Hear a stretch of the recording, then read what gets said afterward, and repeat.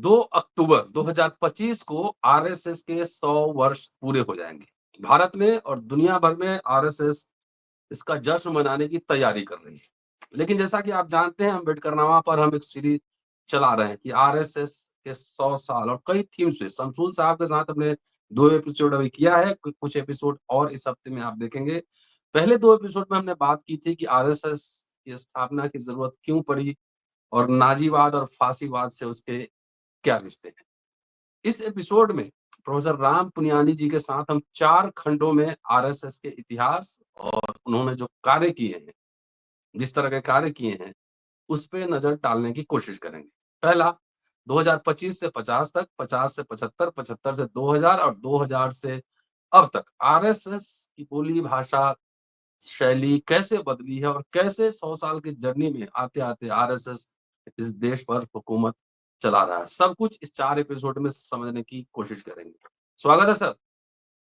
बहुत धन्यवाद रतन लाल। जी। तो आज जी, शुरू एक करते तो हैं 25 से 50 तक। जी। पहले तो आपका बहुत धन्यवाद। और ये बहुत अच्छी आइडिया है कि आरएसएस के पूरे इतिहास को हम समझें, ताकि उसकी राजनीति के बारे में हमारी समझ बेहतर बने। अब इसमें थोड़ा-सा हमें समझना पड़ेगा कि आज़ादी के आंदोलन के दौरान क्या हो रहा था।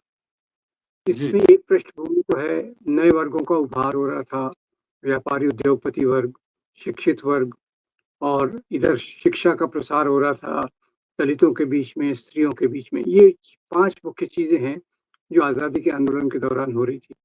तो इसके चलते क्या हुआ कि जो संविधान के हमारे मूल्य हैं, उसके अंकुर इसमें फूट रहे थे। औरतों की हुँ। बराबर की बात हो रही, दलितों की बराबरी की बात हो रही थी, और कई दलित मज़दूर बन रहे थे। और ये सब जो लोग इसमें थे, ये उदारमतवादी लोग थे।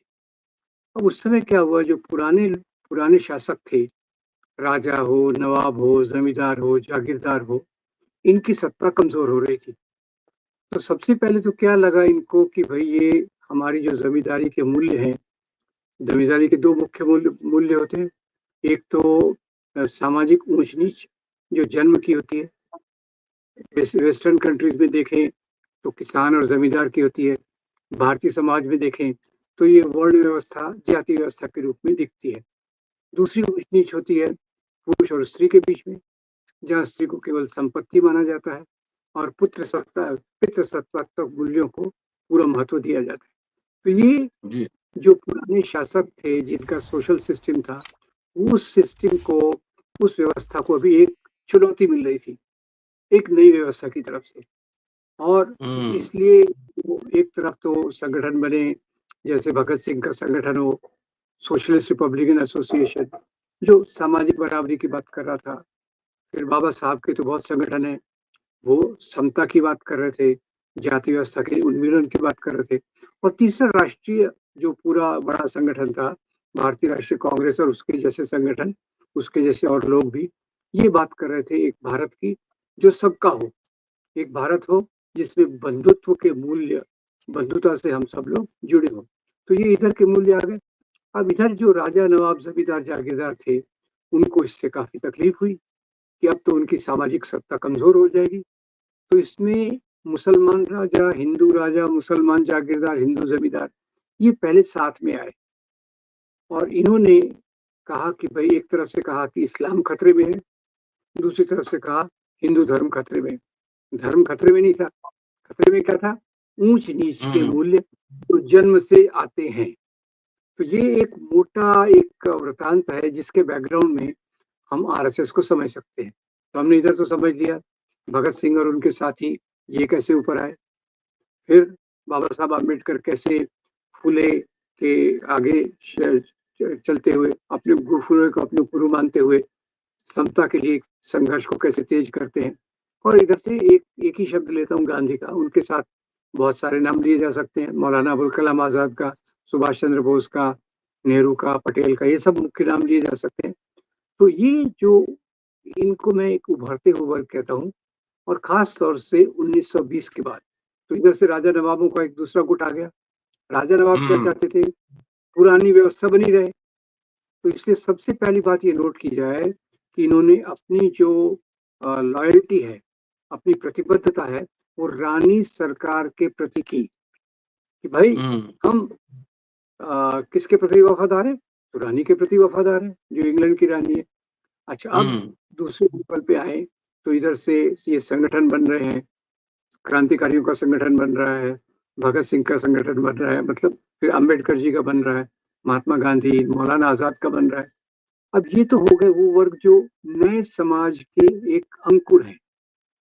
अब जो पुराने समाज वाले थे उनके भी संगठन बने और उनके संगठन में मुस्लिम लीग, हिंदू महासभा, हिंदू मुस्लिम लीग मुस्लिम राष्ट्र के लिए, हिंदू महासभा हिंदू राष्ट्र के लिए, और हिंदू राष्ट्र के लिए बाद में जो बना आरएसएस, जो आज का सबसे खतरनाक संगठन है। अब इसमें मूल्यों का फर्क देखिए, फिर मैं आता हूँ कि आरएसएस बना कैसे। मूल्यों का फर्क देखिए, एक तरफ वो मूल्य है जो बाद में जाके भारतीय संविधान में प्रतिबिंबित होते हैं, और दूसरे मूल्य वो हैं जो मनुस्मृति में इधर से दिए हुए हैं, और जो नवाबों की जो व्यवस्था थी उसमें भी समांतर मूल्य ही थे। अब 1920 के बाद क्या होता है, 1920 महात्मा गांधी का प्रवेश, महात्मा गांधी की भी जयंती 2 अक्टूबर को है, उन्हें भी हम याद करें। तो महात्मा गांधी यहाँ अपने जो ब्रिटिश विरोध का रूप है उसको बदल देते हैं।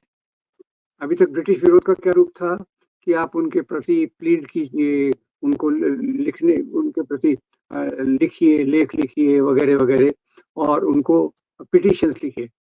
महात्मा गांधी ने सीधा कॉल दिया कि देश के सब लोग असहकार आंदोलन में करेंगे। अब असहकार आंदोलन आना मतलब क्या है, समाज का दबा कुचला वर्ग और समाज का प्रगतिशील वर्ग, ये दोनों साथ में आ गए।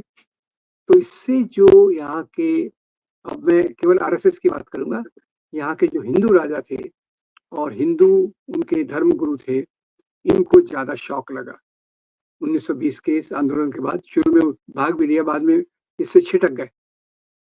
और उससे में दूसरी बात क्या हुई कि अगर आप देखें तो आरएसएस नागपुर में बनी। क्यों बनी नागपुर में, इसका भी एक कारण है। कारण है कि उस क्षेत्र में ज्योतिराव फुले और अंबेडकर के प्रभाव से दलित आंदोलन मजबूत हो रहा था, और उन्होंने एक आंदोलन चालू किया था, उसका नाम था गैर ब्राह्मण आंदोलन, इंग्लिश में नॉन ब्राह्मण मूवमेंट था, जो जमींदारी सत्ता और धर्मगुरु की सत्ता के विरोध में था। तो कारण नंबर 1 हो गया। कारण नंबर 2 क्या हो गया, जन आंदोलन, जिसकी आदत राजाओं को, नवाबों को नहीं थी। जन आंदोलन से भी वो परेशान हो गए। और तीसरा देखिए, उस समय यूरोप में एक तरफ उदय हो रहा था इटली में मुसोलिनी जैसे लोगों का, इधर जर्मनी में हिटलर का। तो एक संकीर्ण राष्ट्रवाद जो एक नस्ल पे जुड़ा है या एक प्रकार के भाषा से जुड़ा है, उस प्रकार का राष्ट्रवाद उधर विकसित हो रहा था। तो ये तीसरी प्रेरणा, ये 3 प्रेरणाएं आरएसएस के बनने के पीछे मुख्य थी। दलित आंदोलन का प्रभाव, जन आंदोलन का प्रभाव, और तीसरा हिटलर और इनसे प्रेरणा। ये भी यहाँ लगे हाथ बता दूं कि डॉक्टर मुंजे उस वो गए थे इधर, मुसोलिनी के पास गए थे और उनके संगठन से बहुत प्रभावित हुए, और उसी के बाद आकर उन्होंने आरएसएस में उस प्रकार के मूल्य डाले। तो ये तो हो गया उनका उगम। तो उनका उगम क्यों हुआ, क्योंकि जो लोकतांत्रिक मूल्यों का उदय हो रहा था, लोकतांत्रिक आंदोलनों का उदय हो रहा था, जो दलित और स्त्रियों की शिक्षा का उदय हो रहा था, इसके ये पूरे पूरे विरोध में थे। ठीक है, अब इन्होंने क्या किया, इन्होंने हिंदू महासभा तो राजनीति में थी, मुस्लिम लीग भी राजनीति में थी। इन्होंने एक दूसरा रास्ता अपनाया कि हम सीधे सीधे चुनावी मैदान में नहीं आएंगे, पॉलिटिक्स में नहीं आएंगे। और इन्होंने तरीका जो अपनाया वो था इनकी ट्रेनिंग का। 5 से 15 साल के लड़के उन्होंने पहले चुने, उनको शाखा में लाठी चलाना, और सबसे पहले तो उनको प्रतिज्ञा दिलाना। प्रतिज्ञा क्या दिलाना कि हम हिंदू राष्ट्र के नागरिक हैं, ये देश हिंदुओं का है, और इसलिए मैं आरएसएस को ज्वाइन करके हिंदू राष्ट्र बनाने के लिए आजन्म अपने आप को इसको समर्पित करता हूँ। तो ये उनकी प्रार्थना का, उनकी शपथ जब लेते आरएसएस ज्वाइन करते, तो ये उनकी शपथ में आता है। तो खैर उनकी शपथ से ये शुरुआत हो गई कि उन्होंने हिंदू राष्ट्र की बात की। और ये जो उनका ट्रेनिंग मॉड्यूल था वो शाखाओं में चलता था, शाखाओं में लड़कों को खेलना कूदना अच्छा लगता था, पर खेलने कूदने के साथ-साथ उनको ये बौद्धिक देते थे। बौद्धिक यानी जिसको हम अंग्रेजी में कहेंगे इंडोक्ट्रिनेशन। उनके बौद्धिक का मॉड्यूल क्या था? बौद्धिक का मॉड्यूल था ऐसा कि हम लाखों वर्षों से, हज़ारों वर्षों से यहाँ हमारा हिंदू राष्ट्र है और हमारे हिंदू राष्ट्र में सब चीज़ें अच्छी-अच्छी थी। जातियों में समन्वय था, स्त्रियों को हम देवी के रूप में पूजा करते थे और हम बड़े आदर्श मूल्यों में मानते थे वगैरह-वगैरह। ये उनके मॉड्यूल का पार्ट 1। पार्ट 2 तो यहाँ प्रॉब्लम क्यों हो गया? यहाँ सती प्रथा क्यों आई? यहाँ घूंघट प्रथा क्यों आई? तो ये जो मुसलमानों ने आक्रमण किया 11वीं शताब्दी के बाद से, तो उसके बाद से हिंदू स्त्रियों को डर लगा, तो ये चीज़ें आ गई। और दूसरा फिर मुसलमानों के आने के कारण ये धर्मांतरण करना चाहते थे। तो कुछ लोग अपने सम्मान को बचाने के लिए जंगलों में भाग गए। इससे उनकी जाति का दर्जा निचला हो गया। तो ये मॉडल नंबर 2। तो तीसरा, आज उन्होंने कहा आज गांधी और नेहरू जैसे लोग ऐसा समाज में बताने की कोशिश कर रहे हैं कि ये देश सब लोगों का है। ये देश सब लोगों का नहीं है, ये देश केवल हिंदुओं का है। तो यहाँ जो मुसलमान हैं और क्रिश्चियन हैं, वो विदेशी हैं।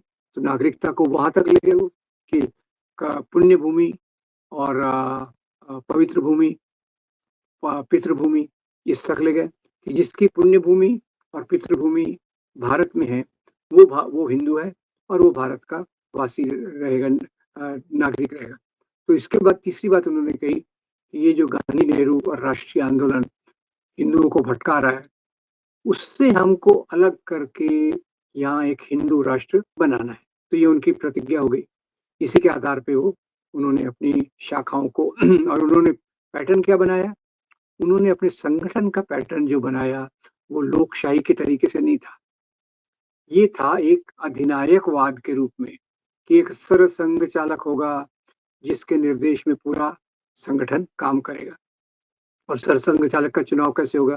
भाई पहले तो हम 5 लोग। अच्छा, दूसरी बात रतनलाल जी देखिए कि जो शुरू के इसके 5 संस्थापक थे, पाँचों के पाँचों चित्त पावन ब्राह्मण, सादे ब्राह्मण भी नहीं, जिनका चित्त 24 कैरेट शुद्ध है, वो ब्राह्मण इसके संस्थापकों में थे। और फिर ये शाखाओं को उन्होंने बढ़ाना चालू किया। तो 1940 तक आते-आते इनकी शाखाओं की संख्या बढ़ने लग गई। क्योंकि जब वो होता है ना, खरबूजे को देख के खरबूजा रंग बदलता है। उधर मुस्लिम लीग, इधर हिंदू महासभा आरएसएस, तो दोनों ने मिलके समाज में एक दूसरे के खिलाफ नफरत फैलाया। आरएसएस ने नफरत फैलाई मुसलमानों के खिलाफ और हिंदू महासभा आरएसएस ने इधर फैलाया और मुस्लिम लीग ने नफरत फैलाई हिंदुओं के खिलाफ। सॉरी मैं अगर गलत, तो आरएसएस और हिंदू महासभा ने नफरत फैलाई मुसलमानों के खिलाफ। तो यहाँ से फिर एक सांप्रदायिक राजनीति का उदय होता है, उसका विकास होता है और शाखाओं की संख्या बढ़ती चलती है। अब आज ये बहुत राष्ट्रवाद का दावा करते हैं, पर 1930 का जब असहयोग आंदोलन हुआ, सिविल डिसोबीडियंस मूवमेंट हुआ, तो उसमें हेडगेवार इनके जो पहले सरसंघ चालक थे, तो हेडगेवार ने कहा भाई इसमें शामिल तो होना है, पर क्यों शामिल होना है? अंग्रेजों के खिलाफ नहीं, मुझे ऐसे साथी चुनना है जो इस आंदोलन में भाग ले रहे हैं और उनको आरएसएस की तरफ खींचना है। तो जेल में जाने का उद्देश्य उनका अलग था, तो उन्होंने खुद को आरएसएस से अलग कर दिया। तो वो उन्होंने टेम्पररी जो कहते हैं उसको जो भी वर्ड दिया जाए, अलग हो गए।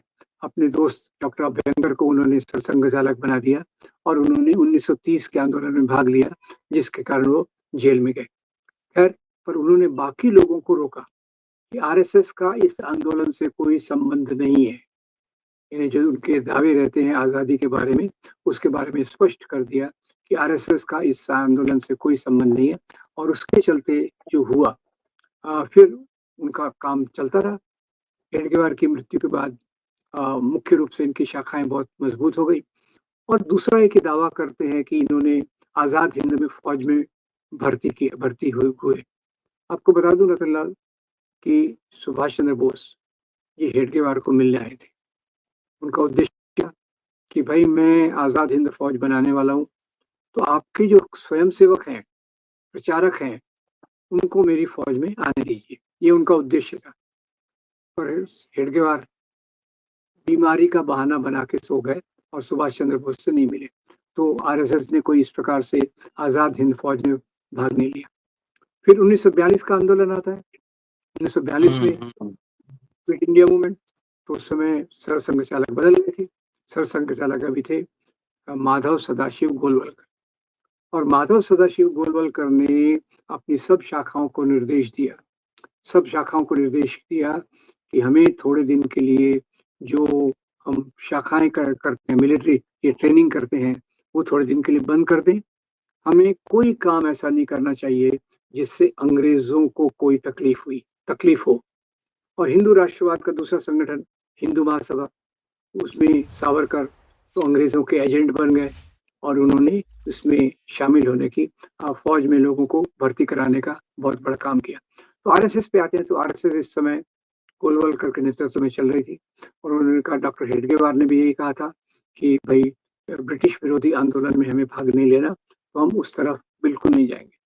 अब ये चलते समाज में जो नफरत का पैमाना बहुत बढ़ रहा था, हिंदुओं के खिलाफ एक तरफ से, मुसलमानों के खिलाफ दूसरी तरफ से, और इसके आधार पे समाज में दंगे भी होने लग गए। अब खैर पार्टीशन की तो अलग बात है।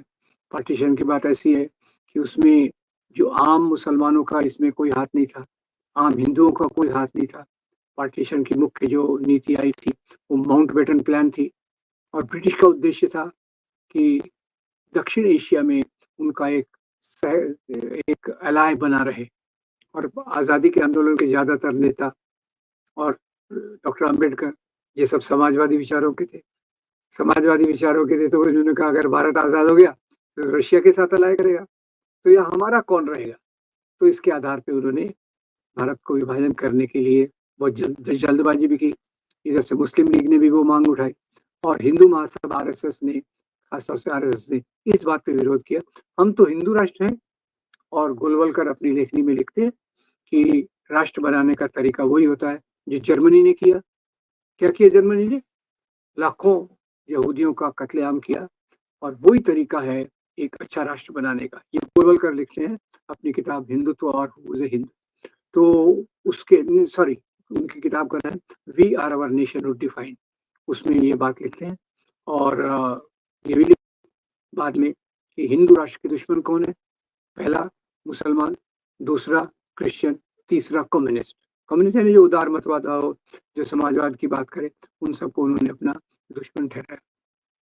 तो इस आधार पे दंगे भी बढ़ने लग गए, पार्टीशन भी हुआ। इस पहले भाग को हम पार्टीशन तक रोकेंगे और इस पार्टीशन के कारण जो विस्थापित लोग आए पाकिस्तान से इस तरफ और भारत से उस तरफ, तो पाकिस्तान से जो ज्यादा आए ज्यादातर हिंदू थे, सिख थे, तो उनके बीच में इन्होंने, आरएसएस ने रिलीफ का काम किया, इसमें कोई शक नहीं है। पर रिलीफ के काम के साथ साथ उन्होंने मुसलमानों के खिलाफ नफरत फैलाने का भी बहुत बड़ा काम किया। ये दोनों चीजें उनके साथ में है। और कई बात आपको बताऊं कि कई बार जो सांप्रदायिक संगठन होते हैं वो अपने चेहरे पे रिलीफ का काम लेके चलते हैं कि देखो भाई हम ये रिलीफ कर रहे हैं, वो कर रहे हैं। भले अभी पंजाब में वो गायब थे, पर पंजाब में दूसरा ऐसा सांप्रदायिक संगठन था जो भी इसी प्रकार का काम कर रहा था। तो आरएसएस का जो फर्क था वो मैं थोड़ा समराइज कर दूं। एक तरफ अंबेडकर, गांधी, भगत सिंह ये अलग से मूल्य रखते थे और जो आरएसएस के मूल्य थे वो अलग थे। इसके लिए मैं एक तरफ लूंगा भीमराव बाबा साहब अंबेडकर को और दूसरी तरफ के सुदर्शन को। हम जानते हैं 2000 में के सुदर्शन इसके सरसंघ चालक बने और के सुदर्शन ने अपने एक इंटरव्यू में, खासतौर से मेरे ख्याल से वो आउटलुक पत्रिका के लिए था, के सुदर्शन ने कहा भारत का संविधान विदेशी मूल्यों पे बना है, इसको फेंक दिया जाना चाहिए और एक ऐसा संविधान लाना चाहिए जो भारतीय धर्म ग्रंथों पर आधारित है। उनका इशारा किस तरफ था? मनुस्मृति की तरफ। और इधर से मैं लेता हूँ बाबा साहब अम्बेडकर को, जो आजादी के आंदोलन के सामान पर जिनका काम चल रहा था। वो क्या करते हैं? मनुस्मृति को जलाते हैं इस आधार पे कि इसमें शूद्र और स्त्रियों की गुलामी के मूल्य दिए, और वही बाबा साहब भारतीय संविधान की ड्राफ्टिंग कमेटी के अध्यक्ष बनते हैं। तो दो विरोधाभासी जो पोल हैं भारतीय राजनीति के, एक तरफ अंबेडकर, भगत सिंह, गांधी, और दूसरी तरफ हिंदू महासभा, आरएसएस, जिसमें बाद में हिंदू महासभा तो कमजोर हो गई और आरएसएस ने पूरा काम लेकर इस प्रकार के पार्टीशन के में उनका अप्रत्यक्ष रोल था।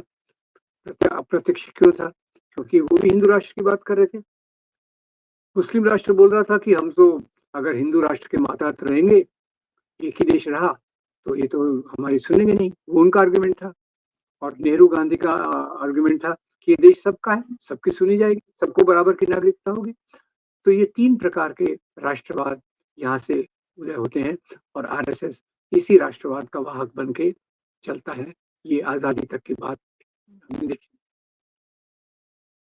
नहीं, ठीक है सर, और बहुत शानदार बातचीत। और अगले एपिसोड में जब हम लोग मिलेंगे तो अम्बेडकर, संविधान और आरएसएस इस पे चर्चा करेंगे कि संविधान सभा बनी उस समय आरएसएस की क्या प्रतिक्रिया थी, जब संविधान लागू हुआ आरएसएस की क्या प्रतिक्रिया थी, और अम्बेडकर को लेकर आरएसएस और हिंदू महासभा क्या सोचता था।